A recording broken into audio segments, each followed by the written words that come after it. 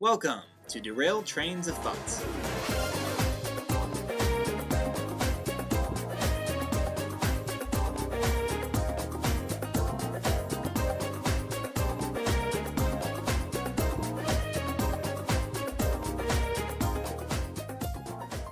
Welcome back to another episode of Derailed Trains of Thoughts, your storytelling podcast. This is episode 19, and this is Timothy Deal, aka Wallace P. Fitzgerald. All right. And this is Nick Hayden, aka Itchin. Or Itcan? I'm trying to remember how you used to pronounce this guy's name. Your own name, you're not quite sure? I forget because people used to make fun of it. You sound like Itchin. So I think we changed it after that. It was from the first novel I ever tried to write, actually. My friend and I in high school, he was the world builder and I was the writer.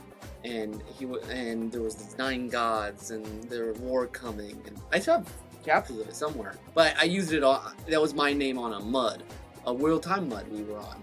Nice. So. Very cool. Yeah, and you've all heard of Wallace P. Fitzgerald before. He was a character I played in a movie called The Love Life of Wallace P. Fitzgerald. Which we actually just commentaried last week. Yeah, we did a commentary for it. Well, we originally were getting together, and this can serve as a mini project update, to do a commentary for the Taylor trilogy. Dun dun dun! So we're hoping to put out a special edition of the Taylor trilogy toward the end of the month. We want to have it ready in time for, there's an event going on at Taylor University, Fort Wayne.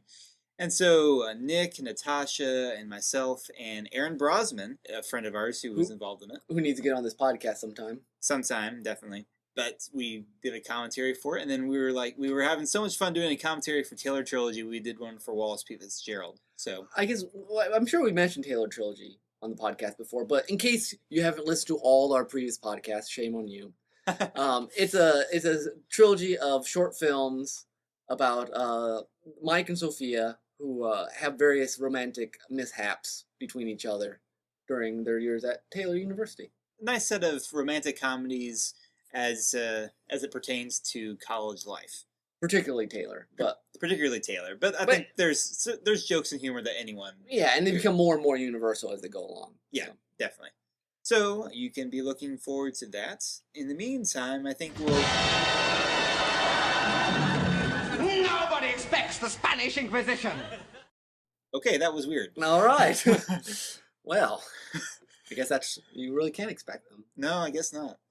But that kind of ties into our story school, oddly enough, which we'll go into next.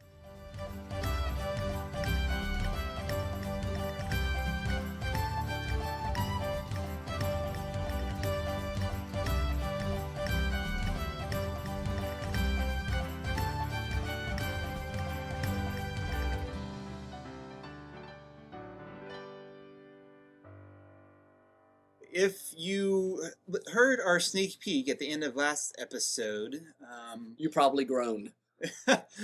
Hopefully you figured out what today's theme is, and if not, well, you're probably kind of dense. But today's theme is comedy. Which was suggested to us by Nathan Marchand. Indeed. And in our first email. Yay! And there was much rejoicing. And it's a nice piggyback from last episode, and we talked about tragedy. But today we're going to do comedy, and not just in this Shakespearean sense, but, anything that'll make you laugh. So, what makes you laugh? Monty Python makes me laugh.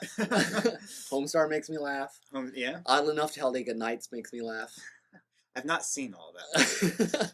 Some people can't stand Will Ferrell. That movie in particular, just so absurd. I'm one of those people that has kind of a rough time with Will Ferrell, with the notable exception of Stranger Than Fiction, which I think is a wonderful, wonderful film.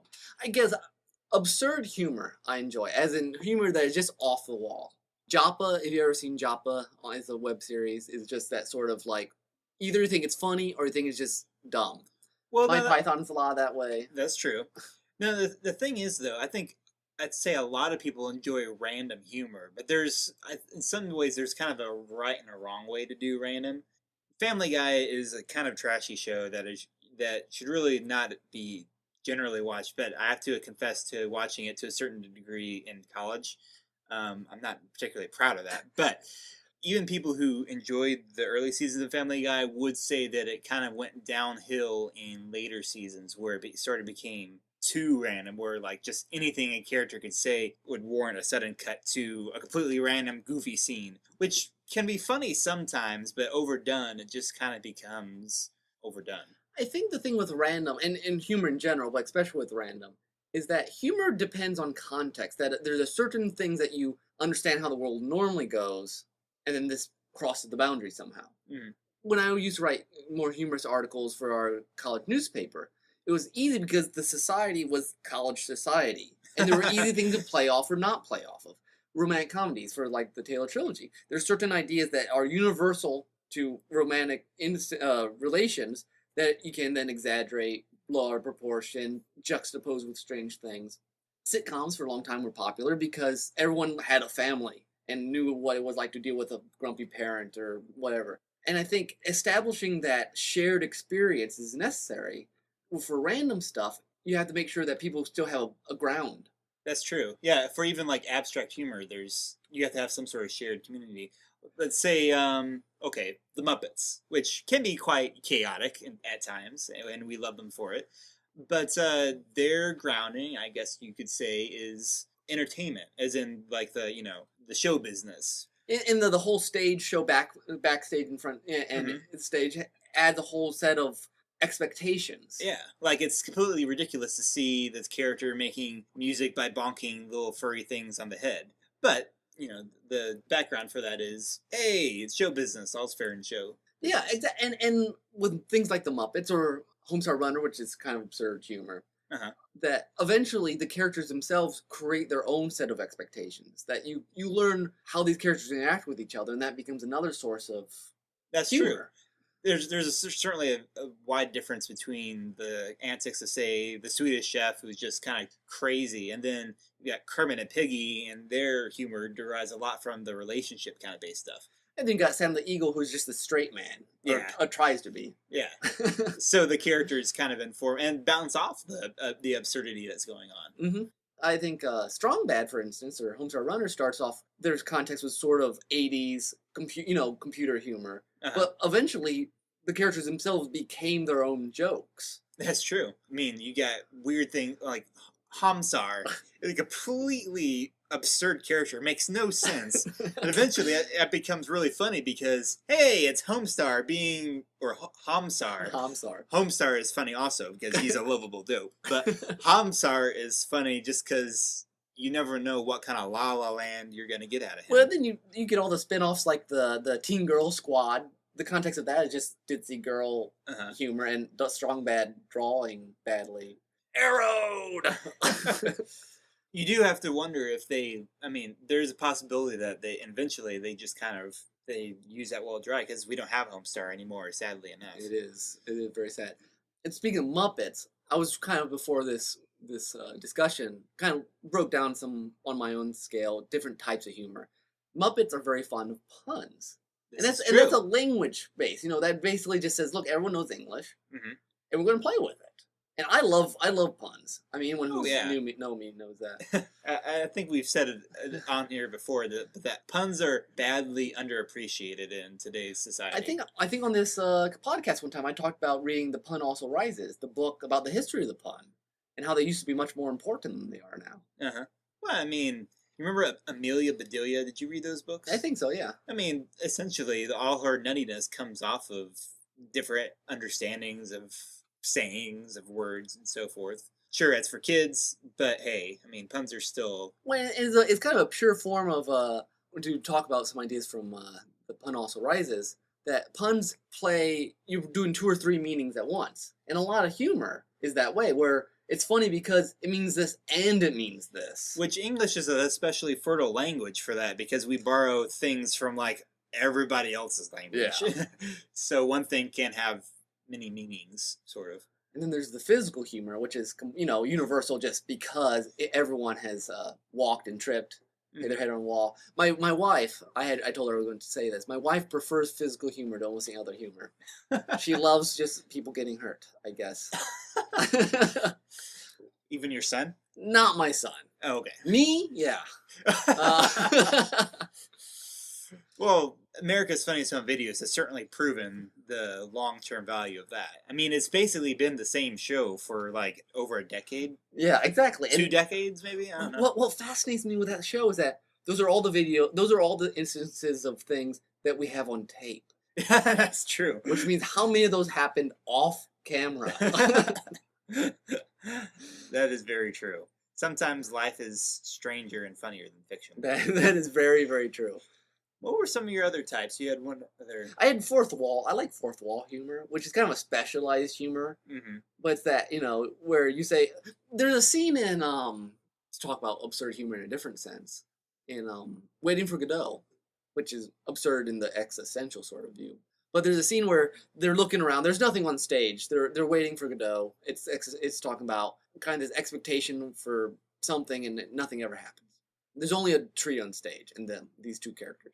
They look out. They're like, there's just a swamp behind us, and they look out to the audience, and a swamp in front of us. It's supposed to be playing on the audience's, what they actually are. And I think plays can play with that quite a bit. Yeah, and movies have to a certain extent. But I like that sort of meta humor. It's kind of interesting to me if played right.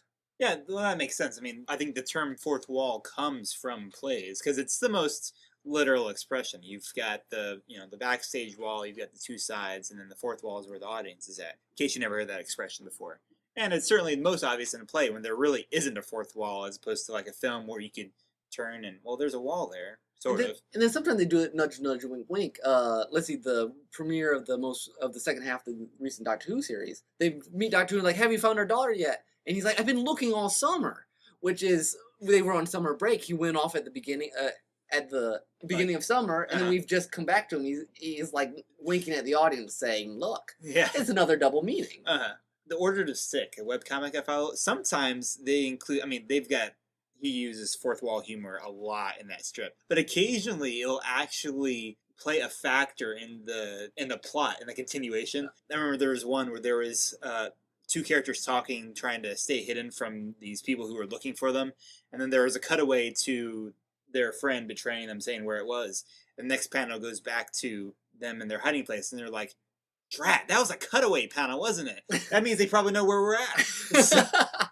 So it was a fourth wall humor that contributed to the ongoing story. Rat Fist, which was the most recent webcomic by Doug Tenable, which we talked about a couple episodes ago. In Rat Fist, at one point, one of the characters jumps into the world of the webcomic artist and steals his script and figures out what's going to happen next, which, Monty Python does kind of in Holy Grail, but it's an interesting thing to play with. Yeah. And that one actually made logistical sense because they were talking about parallel worlds and creators and sub-creators and stuff like that. Okay. But it was interesting. I think DC has done stuff like that, where I think there was this, because DC had a lot of parallel worlds at one point. And I think at one point, one of those parallel worlds was our world, where all their stories were taking place. Which I think at one point that involved some story with the DC headquarters being under attack, and the Superman, their world, very existence was in peril because of it. One of the early Fantastic Fours, they meet Stan Lee, I'm pretty sure. Oh, yeah. Stan Lee likes to appear in a lot of stuff. But satire. Satire is another. I was thinking about this, that sometimes you can almost express more meaning by not taking it seriously. Mm. I mean, obviously, you got the classic examples like Modest Proposal, where you're going to eat all the kids, or you're going to roast them, and it's making fun of, I forget what proposal, in Britain by Jonathan Swift. Did you ever see Wag the Dog? I have not. That is kind of a dark satire on the whole political and media spin process, where it's essentially to cover up a potential sex scandal. His press consultants gets this guy from Hollywood, and they essentially create a war that doesn't actually take place. They basically sidetrack the entire country, creating this war, like making patriotic songs with telling the story about this war hero and the skirmish, when none of it actually happened. And it sounds like it would be sort of like a conspiracy thriller thing, except it's so absurd. It's quite humorous at times. Now, I will caution, they throw the F word around numerously, but it's a very clever movie. I think from writing point of view, by not having to be realistic, by not having to necessarily hold to the, what people would expect, like you're writing, you want to write about some big theme, but you don't want to be all nitty gritty about it. By throwing into some bizarre setting, people laugh at it, and you can talk about things. I was wrestling around for a soundtrack for this episode, and I kind of wanted to do this song called, basically it's Russian history through workers' eyes done to the song of Tetris. One of the most bizarre videos. I mean, It's a genius video, but it's very kind of humorous, fun to watch. But I mean, there's a lot of serious stuff in there. But you don't care about your learning Russian history. Because you're learning Russian history set to Tetris music. Tetris, and you know there's some clever plays on phrases and some interesting and cool visuals too. Yeah, and that actually involve Tetris blocks. So if you have not seen it, go to YouTube, type in Tetris Russian history, watch it. It is completely worth your 7 minutes. Yeah, definitely. Well, and one of a satire of yours that I have tended to circulate like around every Christmas time was because you used to do this thing where you would interview fake people. And this one time you did this great satire interview with this guy, basically kind of lampooning there's a certain movement in some Christian conservative circles about making sure that everyone says Merry Christmas rather than the more politically correct Happy Holidays. But sometimes they're so forceful with this, it's like, guys, is this really that big of an issue that we should... And the way you interviewed this character, just kind of gently poking fun of it, but saying something that really needs to be said, like, this is not a big issue. And the nice thing with satire too, or using humor to make a point regardless, is that you don't have to put too fine a point on it. You can make a point and people can still take their shades out, the shade of their truth out of it. Mm-hmm. If you would write an essay on it, you'd have to be very exact. And I hate summarizing my stories, like for back covers and stuff, because I feel like the essence is hard to break down into something simple. So to tell something through a story or something serious through humor, it just makes it easier. Makes it like it slips under the radar. It's like watching a cartoon. You don't have the same sort of defense mechanisms. Now, the trick to satire, though, I think, is not to write it in a mean-spirited way. Because I've seen some satire that's like, this is not funny. This is just you ridiculing a different point of view. I guess that's an interesting distinction for humor. Is that there's humor that makes you laugh. There's humor that's you're trying to beat down something. Mm-hmm. And I think I mean, not that might still be funny to certain people, but I think humor that lifts up even while it's breaking stuff down tends to be last longer and more artistic. There's one theory about comedy that I've never quite agreed with, in the sense that for something to be funny, anything funny has to be at something else's expense. Whether it be, you know, a person's pride, whether it be an institution or something. And while I can see that, it's always seemed to be sort of a very negative kind of viewpoint on comedy. It has to be ridiculing something in order to make me laugh. I think it's very possible to, and family members do this all the time. You'll joke about each other in a way that obviously you might be pointing out some uniqueness, eccentricity, even foible, but not in a way that feels like you're trying to injure them. Yeah, I think there's humor that maybe it is at someone's expense that you're pointing something out, but I think you do humor that doesn't injure. Yeah. I mean, Muppets doesn't seem to injure people generally. Well, Piggy, yeah. Well, okay, Miss but Piggy. There's still this unstated respect for each other, even when they say you're all weirdos. Or I like the idea of respect. I think writers should try to respect whatever they're even making fun of. Mm-hmm. I mean, unless for somebody that's so horrible that they're not even worth that. But I guess you should give them some sort of humanity to them at least. No, yeah, definitely. I haven't seen The Great Dictator by Chaplin. I've seen about half of it. I know Brian wants us to watch the whole thing. I've seen about half of it, and see, Hitler's an odd case because you can make fun and ridicule Hitler as much as you will, and no one's gonna feel bad about it. Yeah, I mean, that's what I'm talking. There might be cases like that. Yeah, but I would say he is the exception rather than a rule. I'd say even in like your thing on the Christmas thing, you're doing it with, you know, a little tongue in cheek. There's still a little bit of affection for the guy, because even though he's making a mountain out of a molehill, at least in a sense he's trying to take a stand for something. Exactly. Now, to go back to something earlier, here's a question for you, Tim. I had this theory when I was preparing for this. We were talking about sitcoms.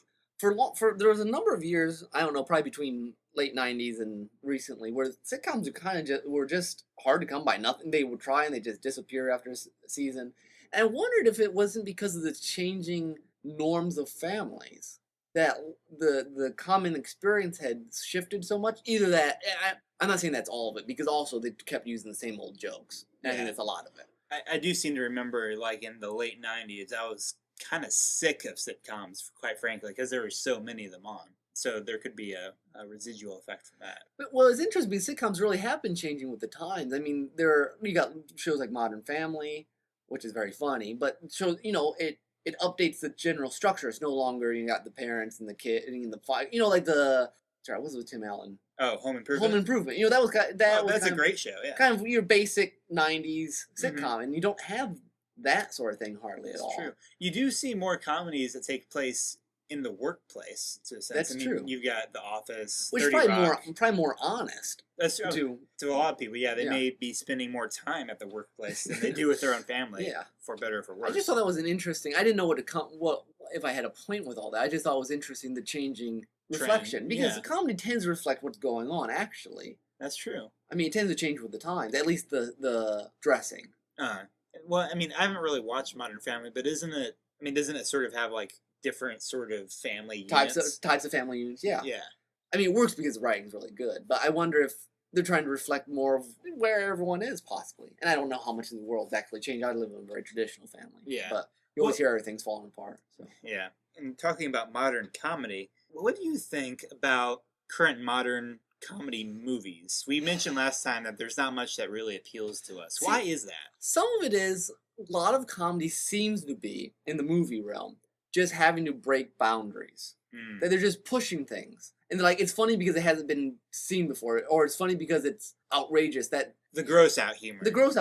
And some gross out humor, then someone just, it's not been done, and we're going to just do it so extreme that it's funny. Which is one reason why Will Ferrell humor, because he has these extreme characters. And I agree. I mean, he goes that way. There's just, some of his earlier ones are extreme in a way that I still find funny. There's parts of the movies that I wish would disappear, but yeah, he's gotten way over there, and there's not much, you feel like humor, I mean, last week we were talking about tragedy should have some sort of point. I feel like humor should have some sort of redemption to it, some sort of value beyond just making you laugh.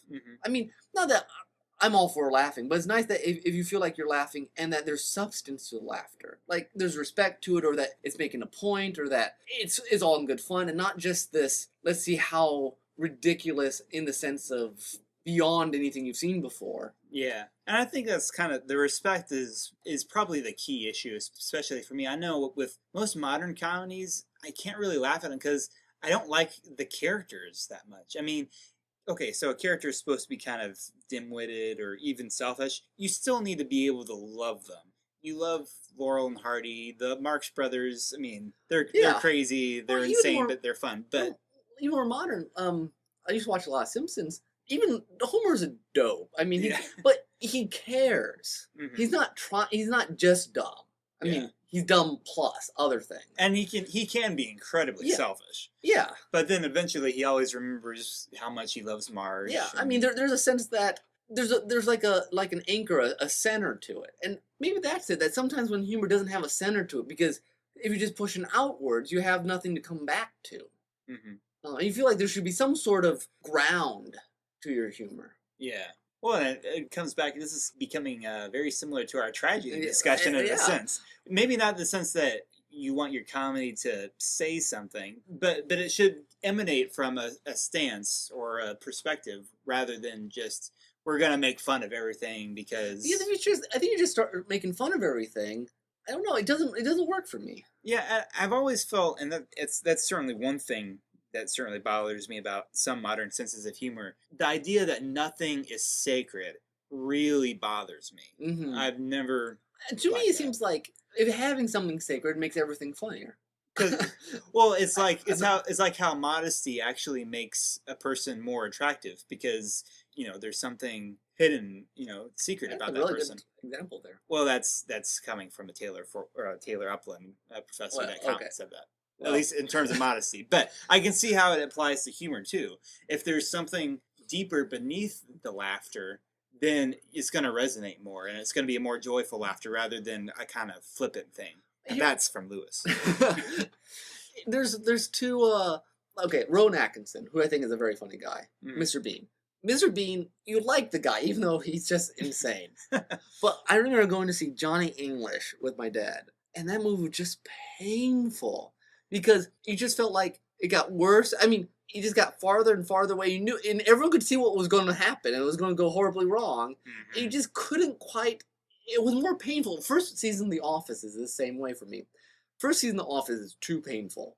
You're like, everyone's making fun of other people at their expense. You just feel like poor people. And then later on, you feel like even though they're, Michael Scott's a horrible, horrible man, that he deep down wants to be good. And he's kind of a sad little man, but the other people recognize that and are caring for him every once in a while. Yeah. And that's enough for me. Mhm.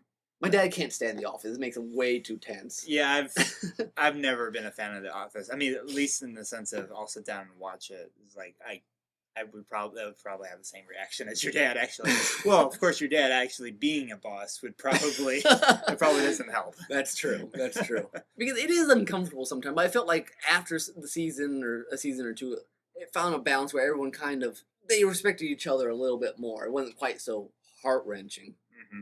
Going back to the Muppets real quick, because it's hard for me to resist.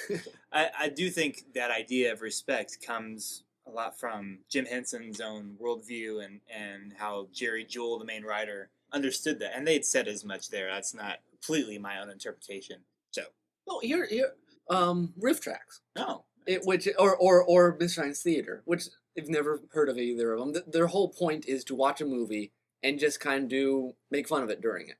And in theory, sometimes I wouldn't like this. Like if they just do it mean or just to beat it down. But sometimes most times they do it in such a way that it feels like it's adding to the movie in some way, like the enjoyment of the movie. Yeah, I think it's definitely strongest when they sort of, you can kind of tell there's kind of a fond affection for the badness in a sense, especially with Mystery Science Theater. Sometimes when it just gets like really, really cheesy, then it's like, this makes it even more fun because it's ridiculous, but we can have fun with it. Yeah, I think because I've done some of them where they're just more mean. It's not as funny to me. It doesn't. Yeah, I remember we watched episode 2, one of the Star Wars prequels, and it was kind of mean spirited, which I felt kind of bad in a sense. Because someone still made this, even if you don't like it, even if it's horrible, someone still made this thing. Yeah, I mean, and they poured hours and days worth of their time and expenses into it. I mean,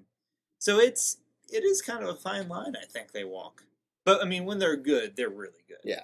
Here's one downside of, I don't know as much modern humor, but in some modern humor and also some older humor, I feel like it can become nihilistic. And my thing is, I like Monty Python a great deal. They make fun of all sorts of things. Intelligent things. I mean, the level of intelligence of some of their humor. I mean, where they have, like, the Greek philosophers versus the European philosophers in soccer. Or, like, there's a game show where all the communist dictators are trying to win furniture and stuff like that. I mean, really funny stuff. But they'll make fun of anything. And sometimes it seems like they make fun of so much that it just beats down the meaning of anything. Mm-hmm. I think humor should not destroy meaning. Yeah. Because then it's that absurd humor in like a Camus or a existential sense where you laugh because you don't want to cry. Mm-hmm. And I think that's probably a good place to wrap up. Humor, at least from our Christian perspective, should be something that is uplifting, that will make you more joyful at being alive. Because, well, for one thing, a merry heart does good like a medicine. Yeah. And I think laughing in a sense of joy, not just a sense of, like you said, not just to keep yourself from crying, but in that... to brighten the world up. Yeah, I think is a wonderful thing.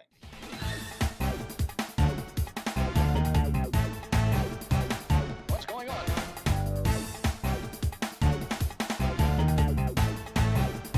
What's going on? What's going on? So, we talked about Homestar Runner, and I thought we really need to put a song from Homestar Runner on. And I thought about the common ones, the Trogdor and the Vahodu gods and stuff, or the techno song. We could do that for ourselves, dancing robots. But I thought I'd pick a little different one. And what I love about this song is that it's pure just Homestar Runner. It's ridiculous. They take it way too seriously. I mean, and they're just having lots of fun. I mean, I would listen to this song numerous times. I'd just keep replaying the same cartoon over and over again. Because it's catchy. It's catchy, it's fun, it's, they're making fun of their own fact that this cartoon's kind of lame. Because it's the loading song. It's the song for the cartoon where they just show you a collection of all their loading screens. Which may have been another sign that the website was beginning to run dry. But it's a great song. Coach Z comes and does some of his rapping. And Coach Z rapping. Yep. So enjoy.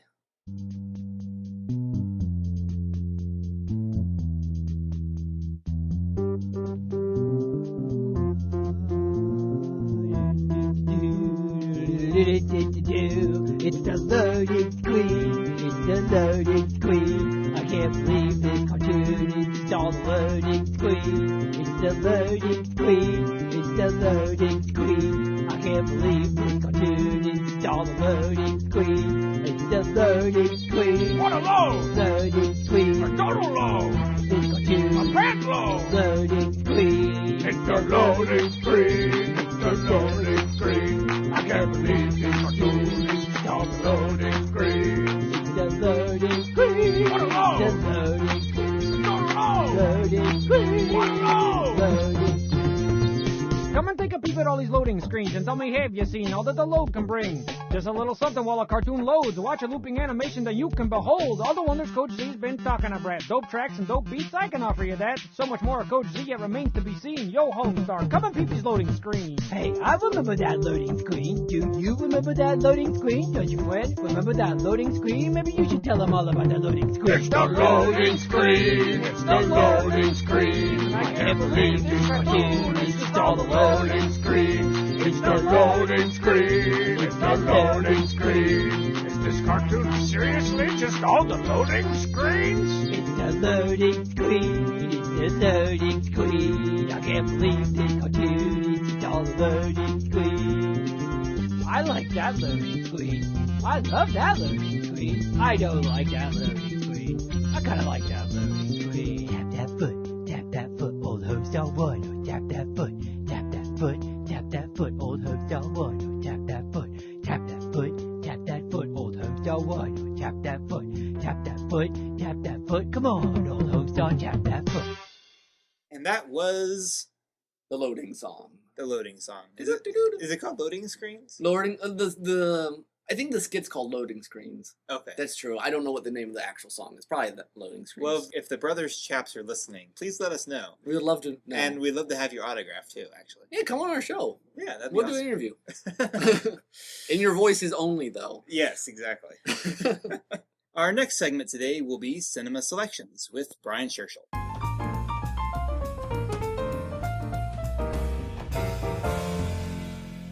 And welcome back to the show, Brian. It's always good to see you, or hear you. Very good to see you again, Tim. And Hello. Today, Brian, we've got an interesting, unusual kind of film, I think. And what would the name of that be? this would be Fritz Lang's Metropolis from 1927. And we talked a little bit about this last time when we did Never Ending Story, just as an example of German Expressionism, and some people might say the pinnacle of it. Yes, I would say one of the most definitive films in German Expressionism, period. Another one would be Nosferatu from 1922. That comes very close because of all the powerful imagery in that as well.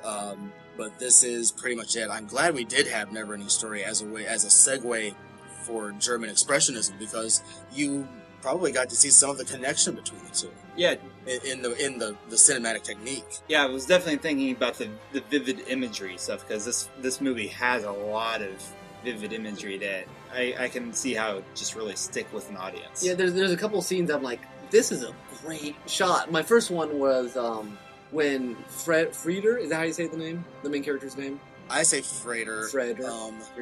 Yeah, it's Frater, and then it's Joe Fraterson. It's a silent film, so we're just reading their names. We don't actually hear him pronounce it. So the son, Frieder, he goes down into the worker city, and that scene at the machine when it gets crazier and crazier, I thought was the first time during the movie where I'm like, okay, this is really cool. Pretty amazing set. Yeah, some of the sets are just Some of the sets insane. are. I think the price tag on this film is about $200 million if you did it today. That's how much it would cost. Wow. It almost I believe bankrupted it. the studio. It was sort of like Ben-Hur, how it almost bankrupted, I believe it was MGM that did it. That pretty much almost bankrupted, and then of course it made everything back, but it almost bankrupted the studio at that time as well. Now, MGM is who did Ben-Hur. What studio did this? Because it's a German film. Yes, this is UFA Studios, and I guess it was the premier studio in Germany, and the golden age of German cinema was basically between World War I and World War II. The height of it, I would say, was around 1927. That's a good midpoint, as things started to get ugly in about 1932, 33 or so. And that was also when Fritz Lang himself, who I believe is Jewish, he moved and left Germany himself with his wife, Thea von Harbo, who, as you might have seen in the credits, wrote the story to this. Yeah, wrote the book and the script. Apparently there was a book, it looked like. Yes, and part of this is also based on when Fritz Lang first went to New York City. How about you, real briefly for our audience, give us just a thumbnail sketch of the plot, so they have something to grab onto. In the year 2000, Metropolis is a futuristic city sharply divided between the working class, who live in poor conditions but are the basic force for the city's work, and the upper class, which is integrated by mainly the rich and our city planners and their families. Set to this background, two persons, one from each class, fall in love with each other. The woman, who is Maria, is a working class prophet who gives hope to the city's workers, and the man, Freder, is the son of the city's mastermind, Joe Fredersen. And that's the general premise of the movie. A lot of it is funny how I sort of thought of this, but it is kind of like an upstairs, downstairs setup, in that you have rules of the game kind of going on here a little, only in a very, very different way. Or if you have like an Agatha Christie setup as well, like only just on such a different scale. And of course, this is also connected to the general premise of the conflict between the upper classes and the lower classes as inherent in Marx and Engels and their angle on things. But this isn't about the clash as much as it is about the solution to it, right? And so it's not a mirror of Marxism at all, really, is it? And it's definitely not a glowing commercial for Marxism either. There is a philosophical thing going on here that is so much more important. And it's like the story grows. It's just a piece of the pie, then it takes up the whole pie, and then the pie grows. And that's basically how the plot of this movie happens, and then the pie explodes. That is a great description. Maybe that's a completion of the metaphor that I'm trying to put forward. No, but I agree with you. When I first started watching it, knowing just the basic thumbnail sketch, I thought, okay, this is going to be a class strife sort of movie. You know, the lower class is going to rise up against the upper class, and there's going to be, some sort of revolution. And I just expect especially how movies tend to work now, that the upper class would be painted completely horrible, and and if there was either a tragic ending where all the poor people get killed, or a happy ending where all the rich people get killed. But it was much more complex than that. They never did complete black and white with everything. It reminded me of, on our comments board, we had a discussion about Princess Mononoke and how the characters in that movie weren't necessarily, it wasn't all against industrialization or all for complete naturalization. But it was, it was a balanced view. And I was actually... Yes, out of all of that turmoil that happens, there's a lot that happens. There's a certainly, and it's. I'd have to give a disclaimer here. The first part of it is you just have to give it time. I mean, this is how this movie goes, and audiences back then when it was first released had a hard time, and some of them do now. But everybody that I have introduced the film to has enjoyed it, which is very interesting considering of the type it is. To warn the audience, if you sit down and watch this, besides it being a silent film, it's also 2.5 hours. Yeah, it's a time investment. You want to sit down and watch it on purpose. But, I mean, the interesting thing, and I almost want to put a spoiler warning about it having an ending, because that's true. What I was really shocked by, in a sense, is I knew from what I'd heard about it that it had very vivid imagery. I knew kind of it was about class, warfare and these sort of society issues. What I didn't expect was how suspenseful it would be. I mean, suspenseful of sitting up straight, leaning forward, not having a clue. I mean, it could have very easily turned out good or bad. And I thought there are many points where it could have gone very badly. my wife was watching it with me, and we're at one point she's like, and she's gonna die, and it didn't happen, and we were pleasantly surprised. Yes, that's a part of it. It's also a good part of the movie is just how it doesn't meander. It's very purposeful, very purposefully set up, and I'm surprised at how long it took to create as well. It took 2 years to shoot. I can believe it. There's such massive crowd scenes of that. I mean, it's just kind of unbelievable thinking how would they even manage this. I don't know if last time I saw so many people in one shot. Like real people, not like computer generated people. Yeah. What I have here is 37,000 extras, including 25,000 men, 11,000 women, 1,100 bald men, 750 children, 100 dark-skinned people, and 25 Asians. Wow. That's a lot of people. That is a lot. Where did they manage to get Asians in Germany in 1927? I'd love to know what the demography of German cities like Berlin was during the interwar period, actually. That's a very good point. I honestly have no idea. But yeah, the interwar period that's basically what all of German cinema and the height of it was. And this was also where many great directors learned their craft. And this movie has been imitated so many times by so many directors in so many films. And additionally, this was where Hitchcock learned his trade. He went to Germany and actually learned how to make films there with Fritz Lang, with people like F.W. Murnau, who's another big German expressionist director. This is the height of the German expressionist experience, essentially. Well, Brian, talk to us a little bit about some of the themes and motifs. Obviously, the class warfare interrelations is a big part of it. What to you are some of the most important ideas from this film? One of the really big important parts is its connection to the French Revolution. You did hear that in the score, didn't you? I kept hearing that song. I kept thinking, dun dun dun. Yeah, dun, and I'm like, I'm like, I know that song, and I couldn't place exactly what I was. For some reason, I was thinking 1812 Overture, but yeah. I knew that was quite right.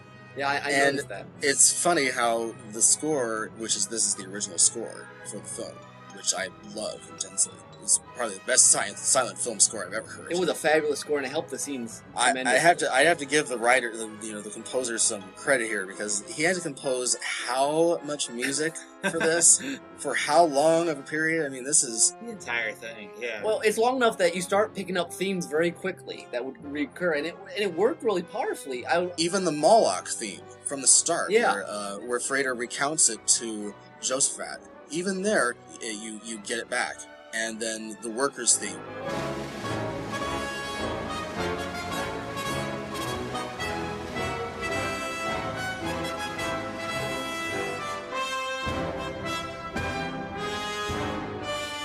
What else? And then that Yoshiwara place.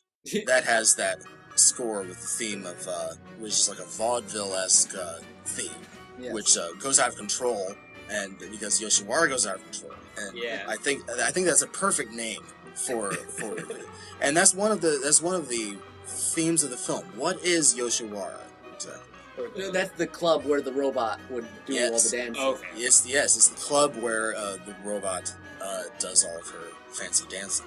I guess we should mention for the audience that among all the other things going on, there's also this robot that has been created by an evil genius, made to look exactly like the prophet, the woman prophet, Maria. Yes, and so Yoshiwara is the club, and that's where who's there? The elites. What did you say? The upper 10,000? That was the phrase for it. And that's where they go to cut loose, party, enjoy themselves, what have you. But then what happens? It gets twisted into something else. It gets made out of control by this force, which is essentially what? Pure chaos? I was honestly very confused by that scene. I was like, are they like looking at her with is it lust? Are they in horror? Like I couldn't quite. That's perfect because that's what will segue us into basics of it is when we go to the Bible, which is she is what? The great whore of Babylon. And what does she do? She dances and she tempts them. But with silent films, there's sometimes a generic aspect to it. She doesn't, especially with Metropolis, what all does the robot represent at that moment? She represents sex, of course, because they are, obviously the looks of lust are uncontrollable, and not just acting of a silent film. They are uncontrollable uncontrollably drawn to her. Mm-hmm. But it could be more things. Could she be sex? Could she be, sex. Could she be drugs? Could she be any addiction? Could she be alcohol? Could she be money? Almost like abandonment. Like, it's like breaking down all the structures and laws that were already there, that were holding people back. Yes, and of course they fight and kill each other over who's going to get to be with her for the night. At least that's what looks to be implied. Yeah. I don't think that's too far off base. Well, and it's interesting, she does the same thing to the working class people, but in a completely different manner. By perverting something else. Yeah. And that's one of my hypotheses about this, is Maria Christianity? That's an interesting... You mean the real Maria? Mm-hmm. Yes, the real Maria. Because, it's Mary. I mean, that's the name. Yeah, that's what would imply. There certainly was kind of a, with the mediator thing? Yeah, with idea? the mediator thing, yeah. There's certainly implied him as a Christ figure and her as, like, a Virgin Mary. Bringing forth the mediator. Uh-huh. Mm-hmm. That's true. I hadn't quite pushed it that far, but there really is, you're correct, a very... I mean, there's a heavy religious symbolism anyways, but I never quite connected it like that. Additionally, one other thing that I thought is, because Maria is supplanted by the robot, we have the fact that perhaps the robot was perverting Christianity itself, and perverting all the rest of her good intentions, her giving them hope for the mediator, etc. I mean, what does the robot do? She says, there is no mediator. Mm-hmm. She's like an antichrist. Yes. And what else does the robot represent? Because we've had her dancing. She represents certain things there, but when she goes back downstairs in our upstairs downstairs not sci-fi experience, we go down there and she perverts the concept of Maria completely. What else does she represent, though? What does she say? I mean, they talk about her basically bringing forth the 7 deadly sins. Yes. Because it's unmistakable what she's saying when there's that wonderful music, and then when it shows how artsy some of these shots are, when it shows her propagandizing them, when she's there with the face on the right, with the insane expression. Oh, scary. Sometimes she came off to be very close to demonic the way she acted. I mean, it was amazing. Oh, yes. She's one heck of an actress, isn't she? She actually had a good career in silent films after she did this. No doubt. I imagine. 2 very different takes on the same person. Oh, yes. Okay, so what is she doing? She's brainwashing, propagandizing people, but what is exactly that she says? Who is the living food for the machines in Metropolis? Who lubricates the machine joints with their own blood? Who feeds the machines with their own flesh? Let the machines starve, you fools. Let them die. And kill them. Kill the machines. Well, what are the machines? The economy? The industry base? The sustainability of society itself? Is it possible that she's basically spouting Marxian rhetoric? Directly right out of the Communist Manifesto or Das Kapital, or... Yeah, I mean, I wouldn't be surprised. Or it's either that, or it's at least the same kind of rhetoric as the French Revolution. Mm-hmm. Yeah. Because the French Revolution was still a big talking, it wasn't all that recent in generations back like this. And it was much more of an important revolution than the American Revolution, in that it took things completely far, and to the point that where they had a 10-day week. And things were that off. Like the 10-hour work days. Exactly. That's what I was about, yeah. Uh-huh. Well, and it's interesting to think that quote you said, in the sense that her rhetoric was almost was more dehumanizing than the real Maria's. I mean, calling, the workers, like, the blood and the lubricants and stuff like that. Whereas the real Maria, she's talking about the head and the hands need the heart to mediate, or mediator must be the heart. And that they're brothers and sisters with the people up top. Yes. The real Maria is acknowledging the injustice, but in a completely different and more humanizing manner. In a very Christian kind of way. Yeah. And that segues into another thing, which is all about destructive rhetoric and how to recognize destructive rhetoric. Because it's always right under your nose all the time that humanities and societies existed, really, right? I mean, definitely. Well, and it's interesting that at the same time Maria's doing her destructive stuff, Friederson has kind of gone more destructive on his end too. That that was the whole kind of tension, what gives it so much tension, because both ends are moving farther and farther away from each other into a kind of a mutual self-destruction. Yes, excellent point. Joe Frederson is a very interesting, multifaceted character in that he cares for some things, does not care for other things, but his desire for power seems to trump all of them. Part of Joe Frederson's, and I know that C-3PO exists in the robot, it's quite obvious, right? And that's obviously, that's in literature around all over the place. So of course it was, taken from that. And of course George Lucas would say, of course it was. Now, what about another connection? I would say Coruscant. Yeah, I got heavy flash of Coruscant from the city of Metropolis. What does the Jedi Academy look like? It looks like Doesn't that. it sort of look like the new Tower of Babel? It really does. That's interesting. However, the biggest, and this is why I brought up Star Wars, the biggest thing about Star Wars that I saw connected to this film was Joe Frederson and his connection to Palpatine. Because what's the general idea here? Frederson is what? The creator of Metropolis. He's in charge of it. There's no election. He's in charge. And what happens? Even though he's in charge of it, it is his world. But what does he do to it in order to get more power? He creates chaos in order to justify his whatever he wants to do. Yes, a bigger expression of his power. What does Emperor Palpatine do? Yeah.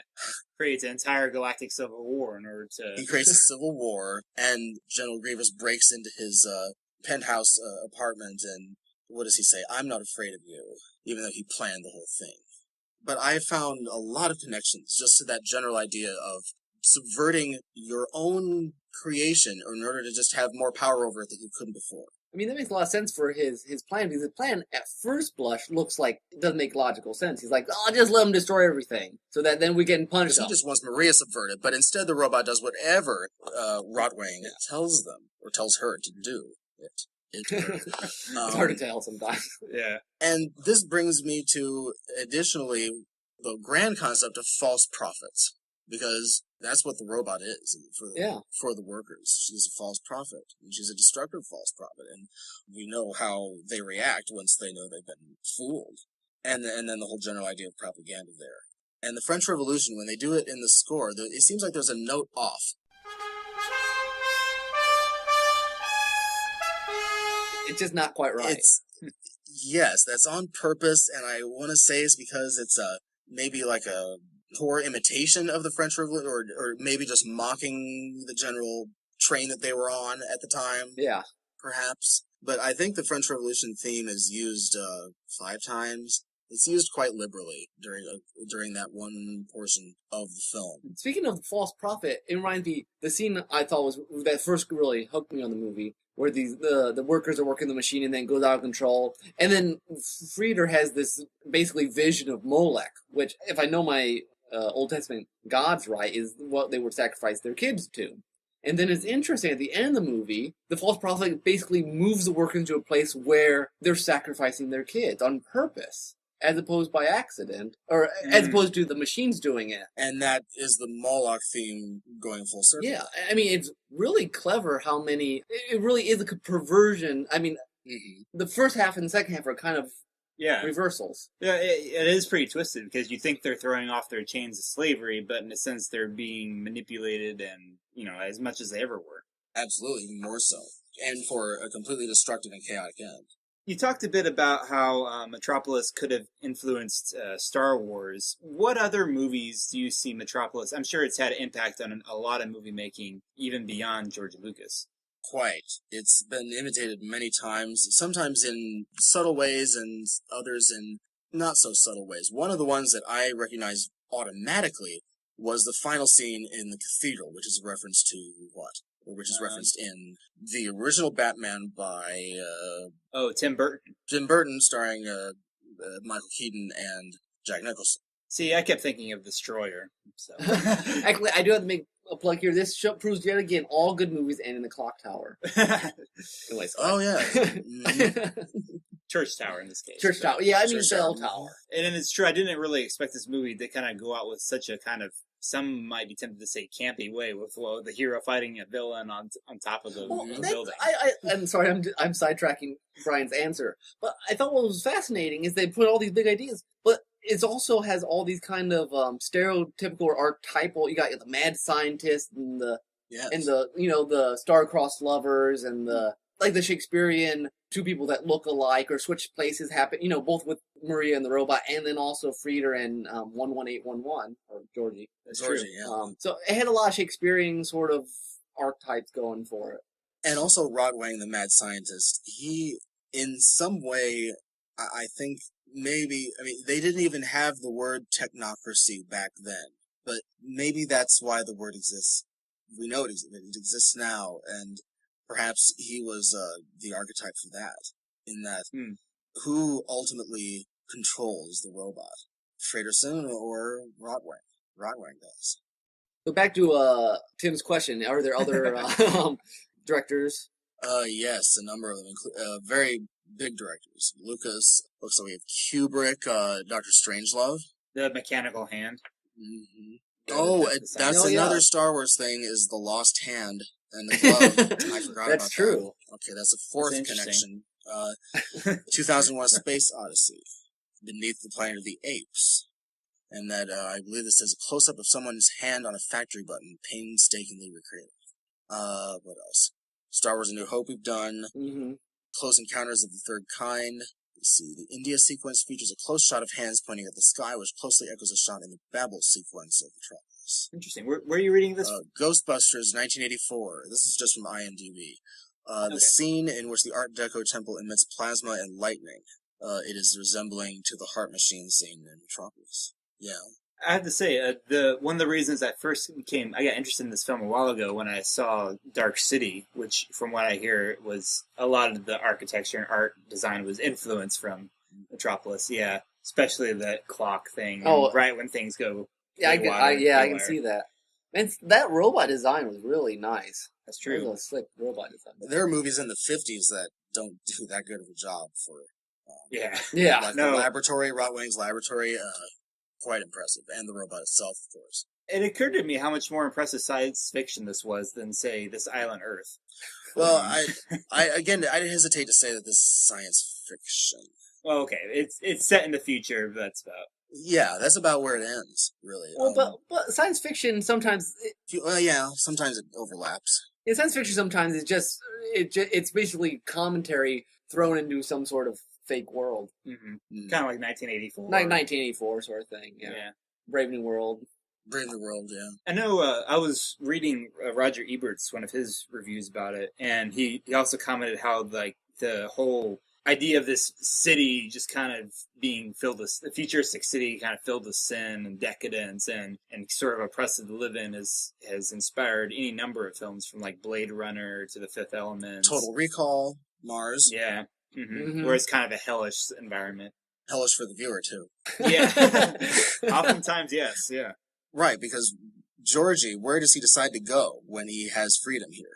He decides to go to Yoshikara. And I guess apparently, according to the movie, stays there until it closes. Yeah, because then he goes home and... Because there's that theme where it sounds like he's down and out for the duration of the morning when he's leaving Yoshiwara, which is another great musical cue. But... Mm-hmm.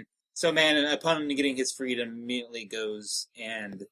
The wretched hive of scum and villainy. Yeah. Correct, yes, as Al Guinness put it himself. Yeah. Can you give us kind of a summary thought of this? Why should viewers, if they've never seen or heard of this, go check out this insanely long, but insanely good silent film?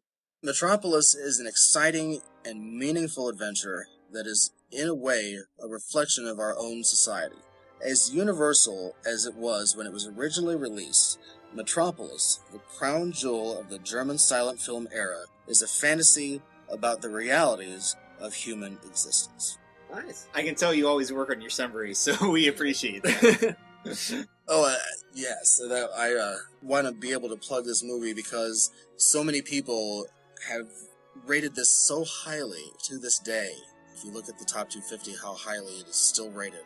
And how seemingly from the outside it looks a little inaccessible, but then you get through the first 40 minutes or so, And about then is when it truly takes off.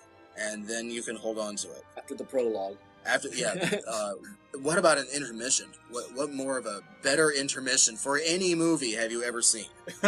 Usually it's just a picture and some music, right? Yeah. And there's a still, and it says intermission, and it lasts 5 minutes, and you go to the bathroom. With this, it lasts significantly longer and takes you all the way to hell and back, and 7 Deadly Sins, and Babylon, and the apocalypse is nigh, and yeah, definitely a great movie. Yes, it was very enjoyable. Indispensable film. Thanks for joining us, Brian. You're welcome. It's been great.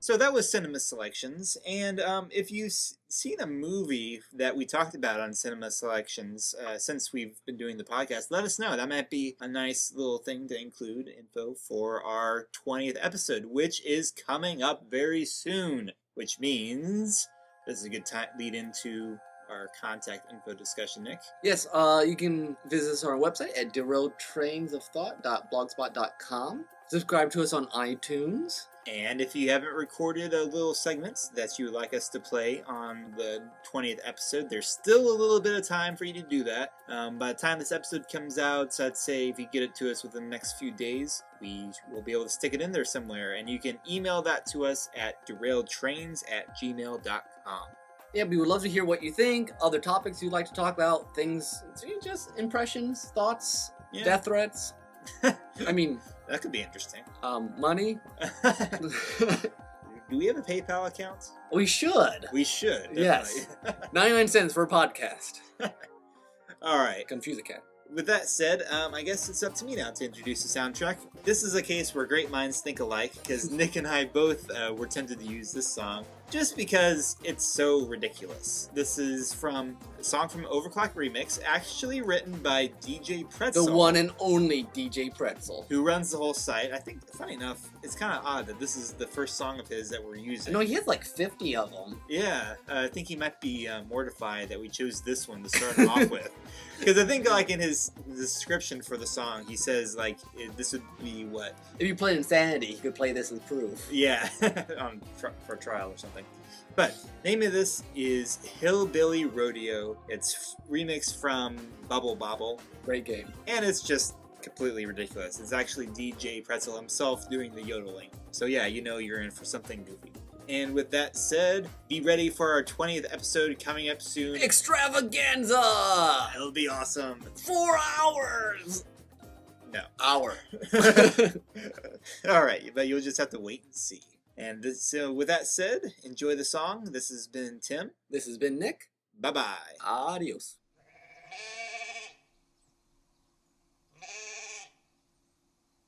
Come on, Bubba. Let's play some Bubble Bobble. Yeah!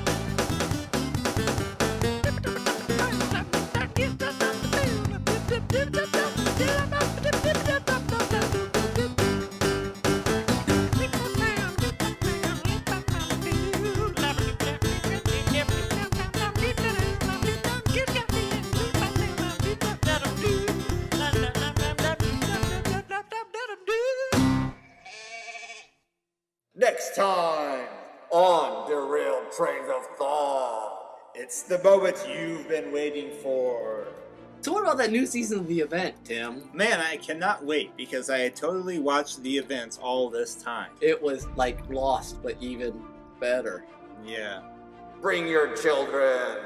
Bring your wife. Bring your dog. Bring anything else you want to bring. Bring lots of money. So it's really awesome that your wife decided to dress up as a geisha for our podcast, Nick. Yeah, that's really cool. I mean, she actually volunteered. I'm sure she did. For the 20th episode, Extravaganza! Did you know, Tim, that in the 1920s, swallowing goldfish was quite a sport? That's what I've heard. Right up there with flagpole sitting. Yeah. I was about to say pole dancing. That wasn't right. You've been watching too much America's Got Talent. Possibly. You'll laugh. You'll cry. You'll pee your pants. That's gross. And don't miss special guest, Stuart Lim. You got Stuart Lim? Yeah, seriously. Really? Like, he's actually gonna come? I think so. He sent me a letter that was very vague, and he was either promising to come or destroy us altogether. I'm not sure. So, Tim, explain to me how chiptunes and Japanese cinema influenced Lady Gaga. It's a long, sad story. I don't think you want to hear all the gory details. You think you've heard everything? You haven't heard anything yet. I don't know where I was going with that. I don't know either. I think next episode, you give me a word, I'll write a story. And then you wait, listen while we write. Well, you're right. That Yeah. would be really exciting. Yeah, really exciting. Episode 20. Live writing.